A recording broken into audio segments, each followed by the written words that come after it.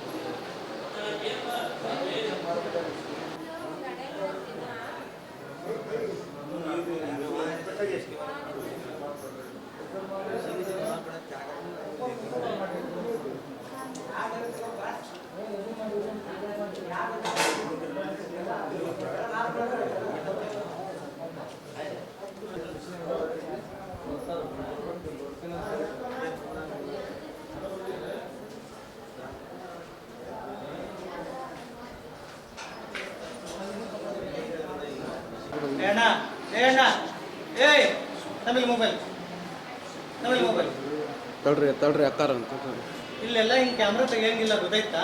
ಅಲ್ಲಿ ತೆಗಿತದ ಯಾರಿಗೆ ಎಕ್ಸ್ರೇ ಆಗಿದೆ ಅಮ್ಮ. ಇಲ್ಲಿ ಮೀನಾಕ್ಷಿ ಎಕ್ಸ್ರೇ ಆಗಿಲ್ಲ. ಎಕ್ಸ್ರೇ ಅಲ್ವಾ ಮಾಡಿಸ್ಕೊಂಡು ಬಂದಿರಿ ಮೇಲೆ ಅದಲ್ಲ ಸಿಟಿ ಸ್ಕ್ಯಾನ್ ಆಗಿದೆ.